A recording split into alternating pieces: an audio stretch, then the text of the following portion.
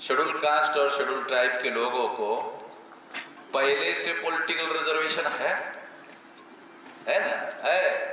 Schedule caste को और schedule tribe को 22.5% रिजर्वेशन है, पॉलिटिकल रिजर्वेशन है। ये पॉलिटिकल रिजर्वेशन का इतिहास क्या है?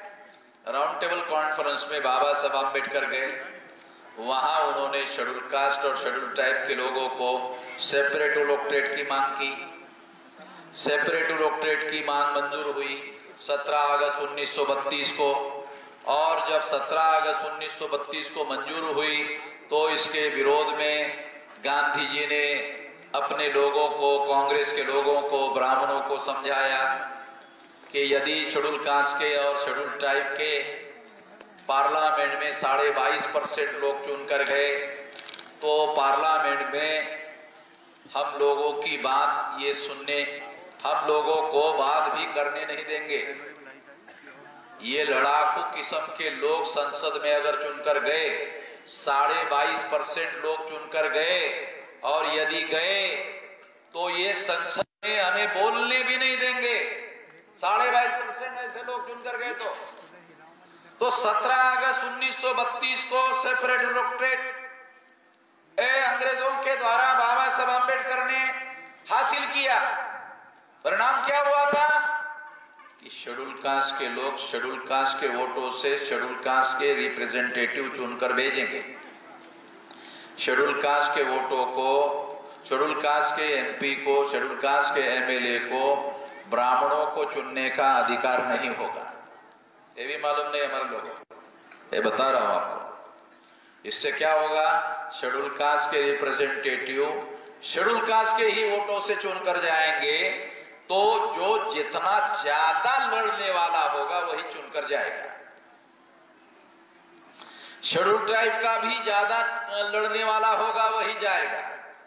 ये 17 अगस्त 1932 को अंग्रेजों ने अवार्ड कर दिया और बाबा साहब अम्बेडकर ने ये लड़ाई जीती।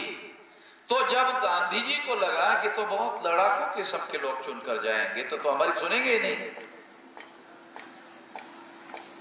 इसके विरोध में गांधी जी ने आमरण अनशन किया।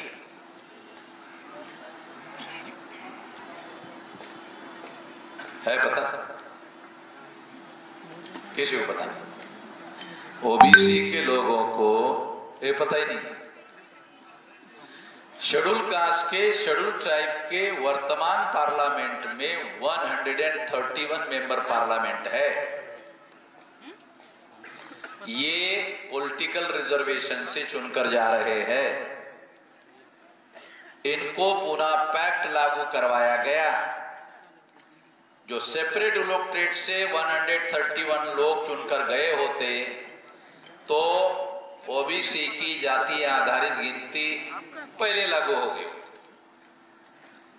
ओबीसी के लोगों ने क्या किया? गांधी ने जब इसके विरोध में आमरण अनशन किया, जो शेड्यूल कास्ट शेड्यूल ट्राइब को सेपरेट इलेक्टोरेट मिला, उसके विरोध में गांधी ने आमरण अनशन किया। ओबीसी ने गांधी का साथ दिया। गांधी का साथ देने से क्या हुआ? जॉइंट इलेक्टोरेट आ गया, सेपरेट इलेक्टोरेट खत्म हो गया, जॉइंट इलेक्टोरेट आ गया। जॉइंट इलेक्टोरेट से 131 मेंबर पार्लियामेंट शेड्यूल कास्ट और शेड्यूल ट्राइब के चुनकर जा रहे हैं। बीजेपी के जा रहे हैं, कांग्रेस के जा रहे हैं। वो लोग ओबीसी की जाति आधारित गिनती नहीं होनी चाहिए, ये जो ब्राह्मणों का कहना है उसका साथ दे रहे हैं। समझ में आ रहा? ये तो बहुत पुराना 2000 साल का इतिहास नहीं बता रहा हूं। अरे ये इतिहास 24 सितंबर 1932 का है। अभी 100 साल भी नहीं हुए हैं। जो ओबीसी का समस्या का संकट फंसा हुआ है, ये शेड्यूल कास्ट और शेड्यूल ट्राइब के लोग 17 अगस्त 1932 को जो सेपरेट इलेक्टोरेट से चुनकर गए होते, ओबीसी की जाति आधारित गिनती भी हो गई होती और एससी एसटी ओबीसी का आजाद भारत में रूल होता, राज होता। शेड्यूल कास्ट शेड्यूल ट्राइब के 17 अगस्त 1932 को सेपरेट इलेक्टोरेट के तहत अगर लागू होता 131 मेंबर पार्लियामेंट चुनकर जाते और ये कांग्रेस के नहीं होते, ये बीजेपी के नहीं होते, तो वो ओबीसी के समर्थन में खड़े हो जाते। अभी वो कांग्रेस के हैं, अभी वो बीजेपी के हैं, तो बीजेपी कांग्रेस के जो शेड्यूल कास्ट शेड्यूल टाइप के एमएलए एमपी चुनकर जाते हैं वो भी आरएसएस के, बीजेपी के, कांग्रेस के समर्थन में। तो आपके ओबीसी के जातीय आधार गिनती के लिए समर्थन नहीं कर रहे, क्यों? उनका फैसला एससी एसटी के जो मेंबर पार्लियामेंट है वो कांग्रेस बीजेपी, उनका फैसला कांग्रेस हाईकमांड कर रही है, उनका फैसला बीजेपी हाईकमांड कर रही है। उनका फैसला कहां कर रहे हैं वो शेड्यूल कास्ट शेड्यूल ट्राइब के लोग? इसका समर्थन गांधी का ओबीसी के लोगों ने किया। इस वजह से ये दलाल और भड़वे पैदा होते हैं। ये हमारे आईएएस अधिकारी शायद उस समय बोलना चाहते थे मगर नहीं बोलूंगा, तो मैं बोल लेता हूं। वो दलाल और बड़वे लोग सुनकर जाते हैं। ये जो शेड्यूल कास्ट और शेड्यूल ट्राइब के जो पॉलिटिकल रिजर्वेशन में जॉइंट इलेक्टेड लागू हो गया, उसमें दलाल और बड़ुए लोग चुनकर जा रहे शेड्यूल कास्ट शेड्यूल ट्राइब के। गांधी की वजह से और ओबीसी के भी वजह से, और इस वजह से ओबीसी आज संकट में फंसा हुआ है। वो जो दलाल और भड़वे जॉइंट इलेक्टेड में पैदा हुए, वो जॉइंट इलेक्टेड पॉलिटिकल रिजर्वेशन, वो जिसमें दलाल और भड़वे पैदा हुए, वो पॉलिटिकल रिजर्वेशन मोदी ने महिलाओं को दी है किसी को पता? तालियां बजाने वाले जड़े हीड़े भी तालियां बजाते रहते, पता है?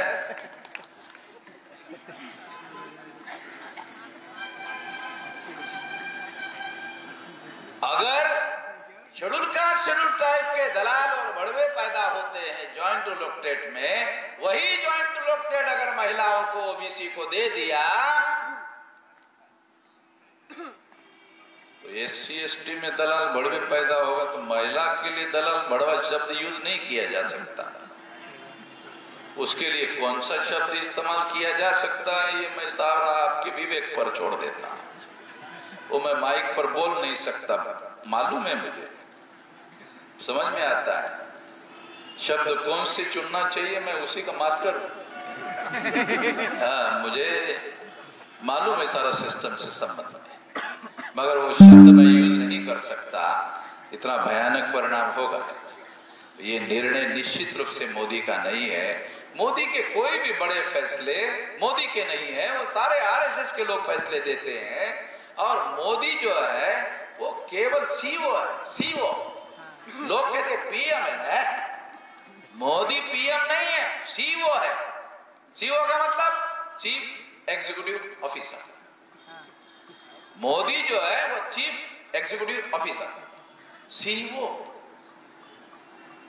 निर्णय आरएसएस ने निर्णय किया, मोदी ने इंप्लीमेंट किया, तो इंप्लीमेंट करने के लिए आरएसएस ने सीईओ बनाया। उसको इंप्लीमेंट करना होगा ना। आरएसएस फैसला करता रहेगा, केवल फैसला करता रहेगा, उससे थोड़ी होगा। कोई इंप्लीमेंट करने वाली मशीनरी चाहिए, तो मोदी को चीफ एग्जीक्यूटिव ऑफिसर बनाया। मेरे अलावा दूसरा आदमी बोलेगा वो एफआईआर हो जाएगा। ध्यान रखना, बोलना मत, ध्यान रखना, खबरदार ले। मेरे अलावा अगर बोले एफआईआर हो जाएगा, तो आप सोचते होंगे आपके खिलाफ क्यों नहीं होगा? वो तो औकात चाहिए ना मेरे खिलाफ। मेरे खिलाफ एफआईआर करने के लिए औकात चाहिए, क्योंकि गांधी जी जेल में जाते जाते ही महान हो गए थे। तो मुझे एक बार गुजरात के जेल में डाला और रात में 3 बजे असिस्टेंट पुलिस कमिश्नर मेरे पास आया, बोलता अरे बाप रे बाप, सारे देश भर से टेलीफोन आ रहा है, हमें पहले मालूम होता तो आपको अरेस्ट ही नहीं करते। तो मैंने कहा अभी छोड़ दो, रात के 3 बजे नहीं, हम तो वेट कर रहे, इसलिए जगा हुआ हूं, ऊपर से टेलीफोन आ रहा बार बार, इसलिए जगा हुआ हूं। सवेरे 6-7 बजे छोड़ देंगे। वो भी आपको अरेस्ट किया है, इसलिए जज के सामने हाजिर करना पड़ता है, 10 बजे तक तो रखना ही पड़ेगा, मजबूरी है। उधर जज के सामने रखा, कोई सरकार ने विरोध नहीं किया, तो जाने दो, ये तो जितना अंदर रहेगा उतना हमारा सरदर्दी धारे धारे देश भर में पुलिस स्टेशन को घेर लिया सारे देश भर में इनके लोगों ने। तो साथियों, हम लोगों को, संगठन चलाने वाले लोगों को, मासेस का, पढ़े लिखे लोगों का संगठन आपको बनाना होगा और इसके लिए जेल में जाने के लिए तैयार रहना चाहिए। जो भी हम संगठन बना रहे हैं तो ध्यान रखो कि हम अपने आप को मानसिक रूप से तैयार करो कि जेल में जाना, अपने हक अधिकार को हासिल करने के लिए जेल में जाने के लिए आपको तैयार रहना है। पुलिस चौकी में जब भी कोई आंदोलन मोर्चा करते हो तो वो इंस्पेक्टर क्या बोलता है? जेल में डाल दूंगा,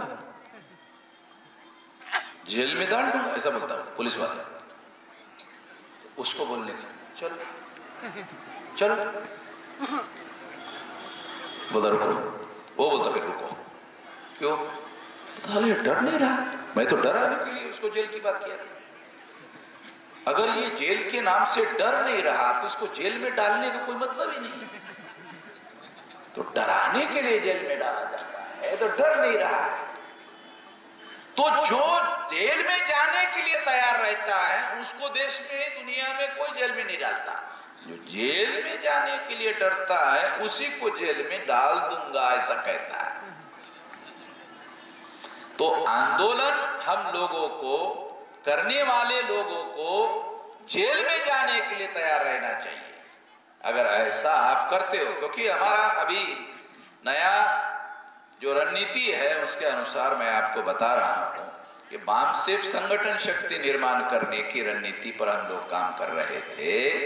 अभी हम लोग आंदोलन करने के लिए काम करेंगे। राष्ट्रीय पिछड़ा वर्ग मोर्चा के लोगों को भी आंदोलन करने के लिए तैयारी करना चाहिए। और आंदोलन करने के लिए आपको तैयारी करना है तो आपको हर जिले में बैकवर्ड क्लास के लोगों की कमेटी बनाओ, आंदोलन करने वाले लोगों की जिला में कमेटी बनाओ, तहसील में कमेटी बनाओ, ब्लॉक में कमेटी बनाओ, ग्राम पंचायत में कमेटी बनाओ, गांव में कमेटी बनाओ, बैकवर्ड क्लास के लोगों की कमेटी बनाओ। और जितनी बैकवर्ड क्लास की जातियां गांव में रहती हैं उनके कम से कम एक एक नौजवानों को उसमें शामिल करो। अगर आप ऐसा करते हो तो अगला आंदोलन, ज्यादा संख्या में अगर आप लोग आंदोलन में सहभागी होते हो तो उसको करने का एकमात्र तरीका है कमेटियां बनाओ। जितनी ज्यादा कमेटियां बनाओगे, 75,000 लगभग 75 जिले हैं, 1,000 गांव मान ले तो 75,000 गांव है। मगर मेरे जानकारी में उत्तर प्रदेश में 1,13,000 गांव।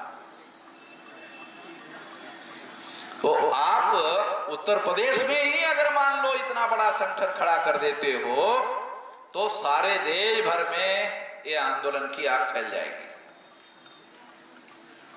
तो बैकवर्ड क्लासेस के लोगों का विशाल संगठन खड़ा करना होगा। मैं आखिरी बात कहकर अपनी बात समाप्त करना चाहता हूं। वामसेफ के लोगों को सारे देश भर में, भारत मुक्ति मोर्चा के लोगों को सारे देश भर में, राष्ट्रीय पिछड़ा वर्ग मोर्चा का संगठन बनाने के लिए सक्रिय सहयोग देने के लिए निर्देश दिया जाता है।